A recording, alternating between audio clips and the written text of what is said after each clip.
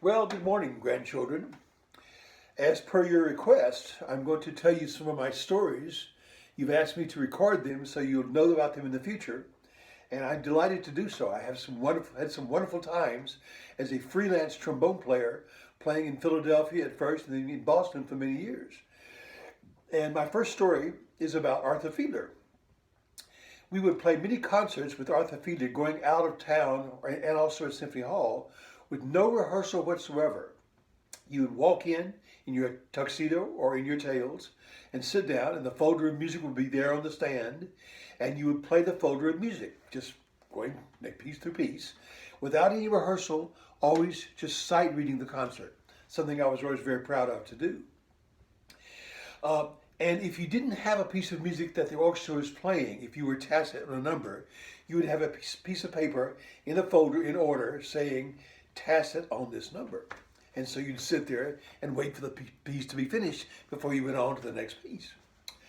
So in this orchestra, for this concert in Springfield, we had a brand new concertmaster from Russia who barely spoke English, but he was a brilliant, brilliant player.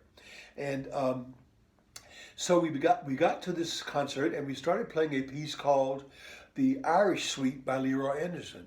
And in this piece, in this concert, in the selection, there's a solo called The Last Rose of Summer, a beautiful violin solo. Now you also have to understand that for a professional orchestra to stop in the middle of a performance is almost unheard of. Practically never. You could go to 100 Boston Symphony or Boston Pops concerts, you would never see a performance stopped for any reason whatsoever.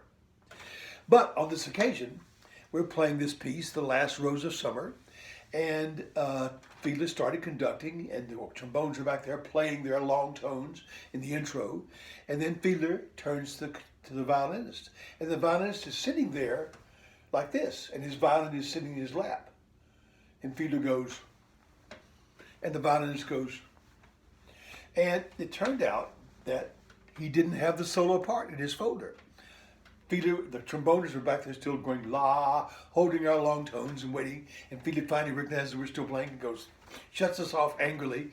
And then there's a long conversation, and finally we see this piece of music, the solo part, being passed up from back in the back row of the violins up to the front. It finally works its way to the front. Fiedler snatches it, puts it on the violin stand of the concertmaster, puts it on the stand for the concertmaster, and turns to the audience and says, well, that's one less librarian in the world. And then he conducted it. And the piece went beautifully, and the violinist played it spectacularly. That's the only time in a professional situation at that level I ever stopped in the middle of a concert.